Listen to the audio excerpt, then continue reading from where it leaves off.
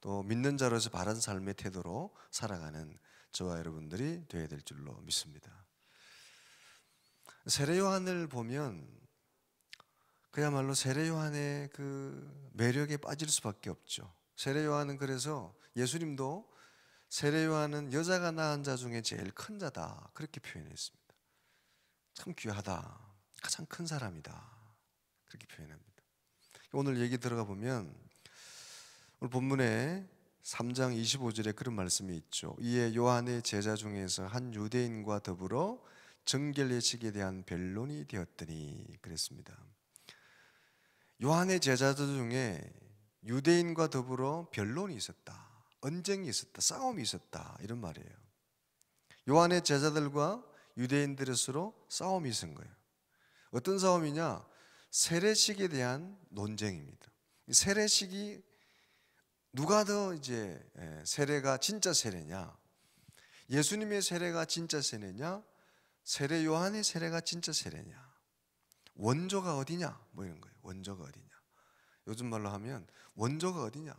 지금 세례 요한이 세례를 베풀었는데 예수님도 이제 세례를 베푼 거예요. 그래서 22절 23절에 보면 예수님도 세례를 베푸시고 세례 요한도 세례를 베푸니까 사람들이 이제 웅성웅성하기 시작한 거예요. 그러면 누가 원조냐? 누가 더 파워풀하냐? 누가 더 세냐? 뭐 이런 게 이제 나오겠죠. 식당도 보면 뭐 내가 원조다, 진짜 원조, 오리지널 원조, 뭐 원조에 대한 싸움이 있잖아요. 원조를 서로 다투는 세 식당이 이렇게 나란히 이렇게 세 개 식당이 있는데 서로 자기가 원조다. 그러니까 한쪽 왼쪽에 맨 왼쪽에 있는 식당이 우리는 진짜 원조 이렇게 간판을 탁 붙였어요. 그 맨 오른쪽에 있는 식당이 우리는 서비스가 진짜 원조. 서비스를 잘하는 그런 식당. 근데 사람들이 왼쪽이나 오른쪽 가지 않고 가운데만 가는 거예요. 가운데만. 왜 가운데만 가냐 봤더니 가운데가 간판을 기가 막히게 붙여놨어. 가운데 집 간판은 입구는 출입구는 여기 이렇게 해놨어. 그러니까 다른 집은 뭐 진짜 원조 뭐 이렇게 해놓고 왼쪽에 뭐 서비스가 최고 이렇게 하는데 출입구를 못 찾는 거야. 그런데 가운데 집은 출입은 여기로 해놓으니까 가운데로 다 들어가는 거야. 사람들이 가운데 집에 다 몰린다는 거죠. 설명해줘야 웃음이 나오는군요. 무슨 얘기인지 못 알아들어. 원조에 대한 싸움. 지금 이제 세례 요한과 예수님이 누가 진짜 세례냐? 원조에 대한 싸움이 있은 거예요. 다툼이 있은 거예요. 그래서 세례 요한의 제자들과 유대인들이 서로 웅성거리는 거예요. 야, 니네 선생님도 세례 베푸는데 저 예수님도 세례 베풀더라. 근데 예수님 예수라고 하는 사람이 하는 세례에 사람들이 더 많이 가더라. 누가 진짜냐? 누가 원조냐? 이렇게 다투는 거죠. 이렇게 논쟁을 벌이다가 세례 요한의 제자들이 기분이 나빠졌어요. 마음이 상했습니다. 그래서 자기 선생님을 찾아가서 볼멘 소리, 투덜거리는 소리로 하는 내용이 오늘 26절의 말씀이에요. 26절의 말씀. 우리 26절 다시 한번 읽어볼까요? 시작. 그들이 요한에게 가서 이르되 랍비여, 선생님과 함께 요단강 저편에 있던 이곳 선생님이 증언하시던 이가 세례를 베풀매 사람이 다 그에게로 가더이다. 아멘. 이 무슨 말이냐면 막 그렇게 싸움을 하다가 세례 요한의 제자들이 막 빈정이 상했어요. 마음이 상해가지고 자기 선생님 세례 요한에게 와서 따지는 거예요. 선생님, 요단강 저편에서 선생님이 이야기하던 그 사람도 세례를 베푼답니다. 그런데 그쪽에 사람이 더 많이 간답니다. 이럴 수가 있습니까? 진짜 원조는 선생님이잖아요. 세례는 진짜 세례 요한이 먼저 베풀기 시작했잖아요. 근데 어떻게 저럴 수가 있습니까? 막 이제 제자들이 막 흥분을 해가지고 제자들이 기분이 상해가지고 자기 선생님 요한을 찾아온 거예요. 요한보다는 제자들이 흥분하고 제자들이 더 기분이 나빠진 거죠. 선생님이 무시를 당하니까 손해를 보는 것 같으니까 제자들이 흥분하는 거죠. 부모님이 무시당하고 손해보면 자녀들이 흥분하고 선생님이 제자 보면 제자들이 흥분하는 게 당연한 거죠. 제자들이 막 흥분해서 세례 요한에게 찾아왔는데 의외로 세례 요한은 담담하게 제자들을 타이릅니다. 오히려 나는 그분을 준비하는 사람이고 그분의 길을 예비하는 사람이다. 내가 전에부터 그분이 그리스도라고 하지 않았냐? 그렇게 이야기하면서 오히려 제자들을 타이르는 거죠. 이런 모습이 오늘 세례 요한의 모습이에요. 이미 앞장 1장 27절에도 세례 요한은 이미 제자들에게 한 말이 있죠. 나는 그분이 신발끈 풀기도 감당하지 못한다. 나는 그분의 오실 길을 예비하는 사람이다. 그렇게 이미 이야기하지 않았냐? 그런 말처럼 그 얘기대로 그분이 진짜고 나는 그분의 길을 예비하는 사람이다. 그렇게 타이르는 거예요. 그래서 세례 요한의 제자들이 볼 때는 자기 선생님이 너무 답답해 보이는, 화가 나는 거죠. 다른 건 몰라도 메시아고 아니고는 몰라도 적어도 세례 베푸는 것만큼은 우리 선생님이 진짜 원조 아니냐. 왜냐하면 예수님도 세례 요한에게 와서 세례를 받았거든요. 물 세례를 받았거든요. 그러니까 불 세례는 모르겠지만 물 세례는 우리 선생님이 진짜 원조인데 바보같이 그것도 뺏기냐, 그것도 양보하냐. 그러니까 세례 요한의 제자들 입장에서는 자기 선생님인 세례 요한이 너무 답답하고 기가 막힌 거죠. 기분 나쁜 거예요. 또 예수님에 대해서도 불만이 있는 거죠. 다른 건 몰라도 세례 베푸는 것만큼은 양보를 해야지. 왜 이기까지 침범해? 우리 선생님의 범위까지 침범하냐 이거지. 우리 선생님의 세례 영역까지 침범해서 왜 이렇게 배신을 하냐. 오히려 우리 선생님은 우리 예수님을 높여주고 자랑하고 내 뒤에 오실 분이라고 그러고 그리스도라고 높여줬는데 은혜를 갚지는 못할 망정 우리 선생님의 세례하는 영역까지 침범을 하느냐. 인간적으로 보면 그럴 수 있죠. 충분히 제자들의 마음도 이해가 될 만합니다. 가장 기본적인 영역이었던 세례 요한의 그 세례 영역까지 침범을 했으니까 우리가 그 상황을 좀 그림을 상상하면서 우리가 이 본문을 봐도 충분히 이해가 될 수 있는, 공감이 되는 부분이죠. 세례 요한의 제자들의 마음이 충분히 이해가 되는 부분입니다. 다른 건 몰라도 세례는 우리 선생님이 원조인데 예수님은 그 세례하는 것까지 넘봐가지고 사람들을 다 몰아가고, 그러니까 질투도 나고 기분도 나쁘고 배신감도 느끼고 그럴 수 있는 거죠. 그런데 이런 모습에 대해서 세례 요한은 전혀 그런 모습을 보이지 않았다. 세례 요한의 태도가 놀라운 거죠. 오늘 우리가 본받아야 될 그리스도인의 삶의 태도가 바로 이런 세례 요한의 태도인 줄로 믿습니다. 겸손한 모습, 오히려 나보다 남을 낮게 여기는 모습. 빌립보서에 보면 우리는 이 같은 마음을 품어야 된다. 나보다 남을 더 낮게 여기는 마음. 많은 사람들 앞에서 우리의 관용을 드러내 보여야 된다. 다른 사람을 더 배려하는 모습을 보여야 된다. 우리가 지금 이런 국가적인 위기를 맞고 있을 때 우리 믿는 사람들이 보여야 될 삶의 태도죠. 질투하고 경쟁하고 다투기보다는 나보다 남을, 상대를 더 배려하는 마음, 더 나아가서는 하나 되는 마음, 겸손한 마음, 자기를 드러내기보다는 남을 더 높여주는 마음. 세례 요한은 지금 이런 정말 놀라운 모습을 보여주고 있는 거예요. 오늘 3장 28절에 보면 이런 말씀이 있죠. 내가 말한 바 나는 그리스도가 아니요 그의 앞에 보내심을 받은 자라고 한 것을 증언할 자는 너희니라. 내가 전에 말하지 않았냐? 나는 그리스도가 아니고 그의 앞에 보내심을 받은 자다. 그러면서 더 나아가서는 제자들에게까지도 이제 너희는 나를 자랑하지 말고 예수님을 증거해라. 그렇게까지 이야기하는 거예요.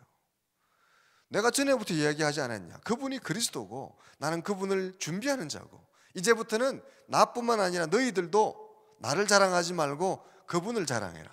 그분을 증거하는 자가 되라. 까지 이야기합니다. 놀라운 일이죠. 그럼 제자들은 화가 나서 세례 요한에게 왔는데 세례 요한은 오히려 그들을 타이르고 내가 전에부터 이야기하지 않았냐? 이제부터는 너희도 나를 얘기하지 말고 예수님 얘기하고 예수님을 증거해라. 이렇게까지 표현합니다. 그러면서 하나의 비유를 드는 거예요. 그러면서 그 당시 혼인잔치를 비유합니다. 혼인집에 가면 신랑을 맞이하는 기쁨을 누리는 건 신부를 맞이하는 것은 신랑이지만 그 신부를 맞이하는 신랑의 기쁨을 같이 옆에서 즐거워하고 같이 축제를 즐기는 친구들이 있지 않냐. 그 친구들도 같이 기뻐하지 않냐. 주인공은 예수님이지만 그 주인공을 기뻐하는 신랑의 친구들 덜러리들처럼 우리도 그분을 같이 기뻐하고 즐거워하는 것이 우리의 모습이다. 우리의 사명이다. 그것으로 충분하다. 그래서 29절에 그렇게 말씀하죠. 신부를 취하는 자는 신랑이나 서서 신랑의 음성을 듣는 친구가 크게 기뻐하나니 나는 이러한 기쁨으로 충만하였노라. 아멘. 기가 막힌 비유죠.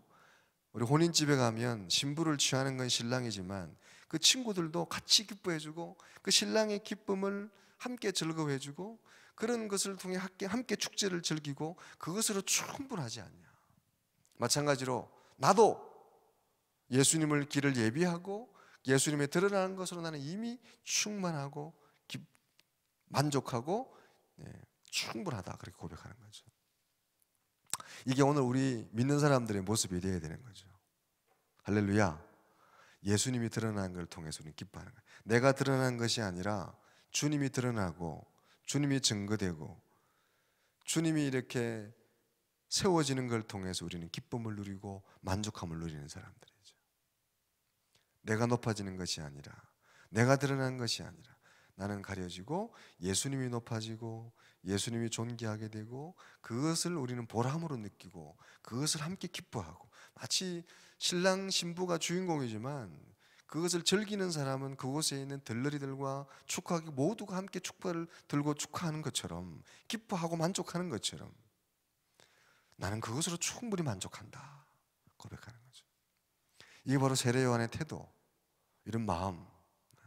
오늘 우리가 주의 일을 하고 주와 동행하는 그리스도인들이 가져야 될 기쁨의 모습이고 바른 태도의 모습이죠. 주님과 동행하면서 주님이 드러나는 것을 통해 주님 영광 받는 걸 통해서 우리는 그것으로 만족하고 그것으로 즐거워하고 그것으로 충분히 기뻐할 수 있는, 그러면 우리는 서로 경쟁하고 서로 시기하고 서로 질투하는 관계가 아니라 함께 기뻐하고 함께 축하하고 함께 즐거워할 수 있는 믿음의 사람들이 될 수 있을 줄로 믿습니다. 그러니까 주의 일을 하다가 서로 경쟁하고 서로 질투하고 서로 마음 상할 일이 없는 거죠. 이런 세례 요한의 마음을 가지면 우리는 함께 기뻐하는 자고 함께 즐거워하는 자가 되는 거지, 주의 일을 하면서 시기하고 질투하고 마음 상하고 그것 때문에 서로 높으냐 낮으냐 할 이유가 없는 거죠. 함께 기뻐할 사람들이고 함께 축하할 사람들이고 함께 협력할 사람들이죠. 성경에는 이런 놀라운 모습을 보인 일들이 세례 요한뿐만 아니라 성경 곳곳에 여러 곳에 등장합니다. 우리가 잘 아는 것처럼 창세기 13장에 나오는 아브라함의 모습이 그렇죠.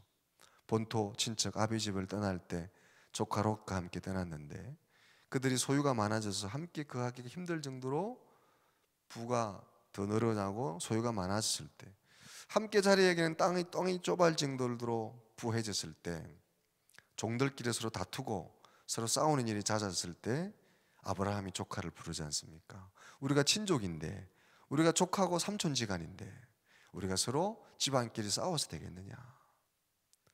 서로 화목하게 지내야 되지 않겠느냐?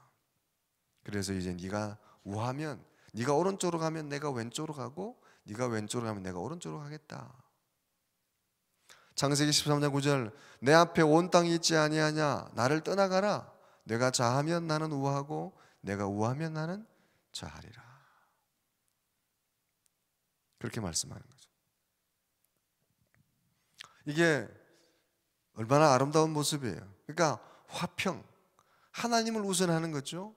평안을 우선하는 거고, 우리가 가장 기본적으로 우선해야 될 가치가 어디 있는지를 분명히 아브라함은 깨닫고 알고 있기 때문에 조카에게 양보하는 거죠.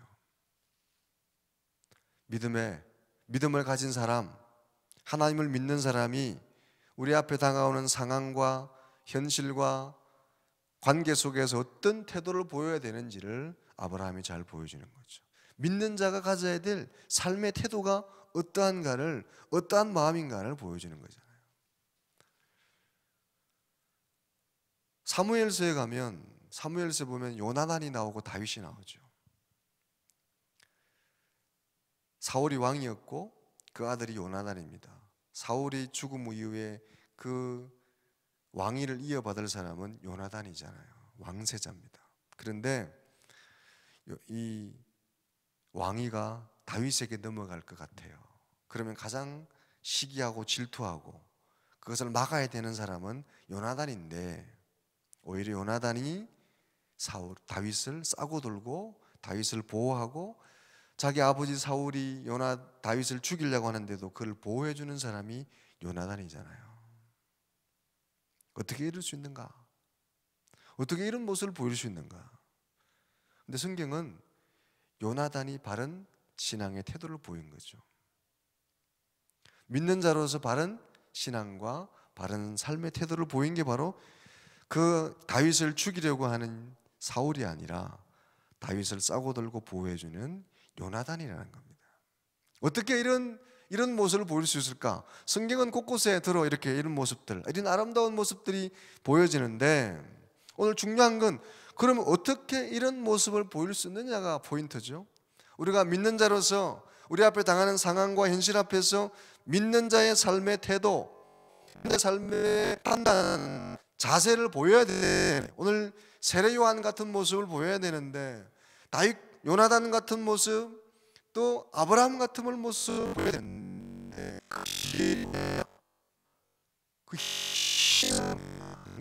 그걸 본문에 나오는 가장 핵심이 되는 포인트의 말씀, 요한복음 3장 27절의 말씀. 27절의 말씀 다 같이 볼까요? 27절 찾아보세요. 27절 요한복음 3장 27절 다 같이 읽어봅니다. 시작. 요한이 대답하여 이르되 만일 하늘에서 주신 바 아니면 사람이 아무것도 받을 수 없느니라. 아멘. 세례 요한이 마음이 좋고 넉넉해서 그렇다, 그럴 수도 있겠지만, 세례 요한이 이런 모습을 보일 수 있는 비결은 믿음입니다. 하나님이 보내셨다, 하나님이 하셨다, 하나님을 믿는 믿음, 하나님의 그 섭리를 믿는 믿음이 있었기 때문에, 그 확신이 있었기 때문에 질투하고 경쟁하기보다는 내 뒤에 오시는 그분이 바로 그리스도고 그분이 바로 예수님이라는 믿음과 확신이 있었기 때문에 이런 모습을 보일 수 있는 거죠. 그러니까 이 세례 요한의 이런 아름답고 이런 온전한 모습의 비결은 바로 세례 요한의 바른 믿음이에요. 확실한 믿음. 그 믿음 위에 섰기 때문에 이 상황에서 이런 놀라운 태도를, 이런 자세를 보일 수 있었던 겁니다. 예수님은 하나님이 보내신 분이고 하나님이 주신 권세요 능력으로 세례를 베푸시고, 물세례뿐만 아니라 성령의 세례를 베푸실 분이라는 것을 세례 요한은 알고 믿었던 거죠. 믿음이 바로 이런 행동을 보이게 하신 거고, 믿음이 이런 삶을 살게 한 겁니다. 우리의 신앙의 바른 태도, 우리 믿는 자로서 바른 삶을 살기 위해서는 바른 믿음 위에 서야 될 줄로 믿으시기 바랍니다. 믿음이 올바라야 돼요. 다윗과 요나단도 마찬가지죠. 요나단이 왜 다윗에게 양보할 수 있었고 그것을 받아들일 수 있었겠습니까? 자기 아버지 사울은 그걸 거부하기 위해서 다윗을 죽이려고 쫓아다녔지만, 요나단은 이미 하나님이 다윗에게 기름을 부으시고 하나님의 그 선택은, 하나님의 뜻은 다윗에게 있음을 알고 깨달았고 믿었기 때문에, 그걸 또 순종으로 받아들였기 때문에 그것을 거역하지 않고 오히려 받아들일 수 있었고, 다윗을 보호하고 오히려 아버지의 칼로부터 다윗을 이해주고, 더 나아가서는 마음을 다해서 다윗을 사랑하기까지 하게 된 거예요. 그래서 사무엘상 20장 17절에 보면 다윗에 대한 요나단의 사랑이 그를 다시 맹세하게 하였으니 이는 자기 생명을 사랑함 같이 그를 사랑함이었더라. 요나단은 다윗을 자기 생명처럼 사랑하게 된 거예요. 미워하고 질투하고 시기하는 그런 대상이 아니라 오히려 자기보다 더 사랑하는 사랑의 관계로까지. 그래서 가장 성경에 나오는 가장 아름다운 우정 관계, 다윗과 요나단의 모습. 어떻게 이렇게 할 수 있었느냐? 요나단의 믿음이에요. 믿음. 바로 믿으니까, 하나님에 대한 관계가 바로 있으니까, 하나님에 대한 신앙이, 믿음이 온전하니까 함께하는 다윗을 시기하고 질투하고 미워하기보다는 오히려 하나님의 뜻 안에서 그를 사랑하게 되고 나보다 더 사랑하는 사람으로 품을 수 있게 되는 거예요. 사랑하는 여러분, 오늘 우리도 마찬가지예요. 우리가 믿음의 눈으로 세상을 보고 믿음의 사람처럼 세상을 대하고 믿는 자처럼 살아가기 위해서는 바른 믿음 위에 서 있어야 될 줄로 믿으시기 바랍니다. 그럴 때 우리는 믿는 자의 태도가 나오고 관용과 배려와 나보다 남을 낮게 여기는 그런 겸손이 결국 하나님의 영광을 누리는 기쁨의 삶을 우리가 누릴 수 있게 되는 줄로 믿습니다. 우리 빌립보서에서 또 에베소에서 바울 사도가 말한 믿는 자의 바른 삶의 마음, 예수의 마음, 배려와 관용을 보여주고 하나님의 영광 돌리는 걸 기뻐할 수 있는, 그것을 오히려 충만히 기뻐하고 즐거워할 수 있는 이런 기쁨이 어디서 나오느냐? 바른 믿음이 있을 때 나올 수 있다는 거예요. 쓸데없는 것, 중요하지 않은 것에 에너지를 낭비하고 다투고 싸우고 시기하고 질투하고 원망하고 자신만을 돌보는 이기적인 삶이 아니라 믿는 자로서의 바른 삶의 태도와 모습을 보일 수 있는 건 바른 믿음 위에 설 때 가능하다는 거죠. 세례 요한은 그 믿음이 확고하고 그 믿음이 분명했기 때문에 예수님을 질투하지 않았죠. 오히려 예수님을 사랑하고 예수님을 존경하고 예수님의 길을 예배하는 자로서 나는 그분의 길을 예배하는 것으로 오히려 충분히 기쁘고 충분히 만족하고 충분히 즐거워한다. 그래서 오히려 그분을 높여주고 그분을 예배하는 거예요. 아브라함도 마찬가지죠. 조카 롯에게 양보할 수 있던 것은 하나님의 뜻을 바라보니까, 하나님의 뜻이 무엇인지를 생각하니까 조카를 질투하고 조카를 원망하기보다 하나님을 먼저 생각하고, 우리가 하나님을 믿는 자로서 조카와 자녀로서 하나님의 뜻을 따라 행하는 자로서 우리가 다퉈야 되겠느냐? 하나님을 믿기 때문에, 하나님에 대한 신뢰가 있기 때문에 충분히 관용으로 용납하며 배려하며 양보할 수 있게 되는 거죠. 요나단도 마찬가지 아닙니까? 하나님의 기름 부음이 어디 있는지를 분명히 깨닫고 알았기 때문에, 그걸 믿었기 때문에, 그걸 순종했기 때문에 질투하고 시기하는 사울이 아니라 오히려 그를 가장 시기해야 되고 질투해야 될 자리에 있는 자였지만 오히려 다윗을 사랑하는 자까지, 오히려 내 목숨보다 사랑하는 관계로 이렇게 수용하고 받아들이고 관용하는 자의 삶을 보여주게 된 거죠. 오늘 우리 믿는 사람들이 이런 모습으로 삶을 살아가고 우리 앞에 당하는 상황과 현실과 관계 속에서 이런 삶의 태도로 살아가야 될 줄로 믿습니다. 어려워 보이지만 사실은 바른 믿음에 서 있으면 세례 요한처럼, 요나단처럼, 아브라함처럼 살아갈 수 있을 줄로 믿습니다.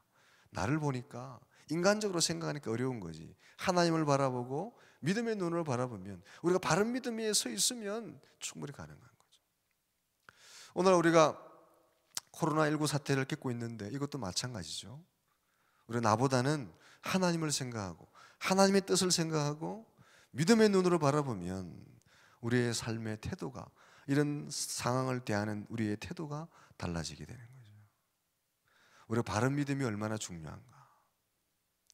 우리 또 신천지나 이런 이단을 보면서도 우리가 충분히 깨닫지 않습니까? 우리의 믿음이 얼마나 중요한가. 바르게 믿고 제대로 믿는 게 얼마나 중요한 일인가. 이 바르고 믿고 제대로 믿는 건 우리가 이 세상을 살아가는데, 우리가 이렇게 또 관계 속에서 우리가 하는 태도나 삶의 자세가 얼마나 달라지는가를 보여주게 되는 거죠.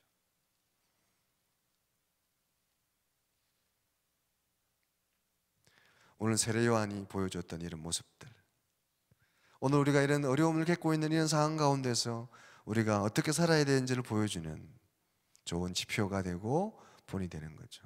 다시 한번 우리가 바른 믿음 위에 굳게 서서 주님의 뜻을 드러낼 수 있고 주님의 뜻을 순종하며 주님을 기쁘시게 하는 것으로 만족하며 주님의 뜻을 위해서는 합력하며 사랑하며 함께, 그러니까 우리 믿는 사람들은 오늘 이렇게 함께 예배드린 저와 여러분들은 서로 경쟁하고 서로 시기하고 질투하고 서로 마음 상해야 될 그런 관계가 아니에요.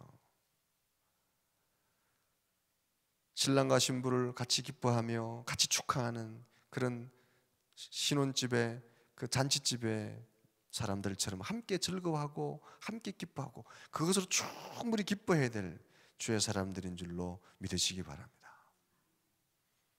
질투하고 시기하고 내가 더 높으냐 네가 더 높으냐, 내가 드러나냐 네가 드러나냐, 이런 걸로 마음 상할 일이 아닌 거죠.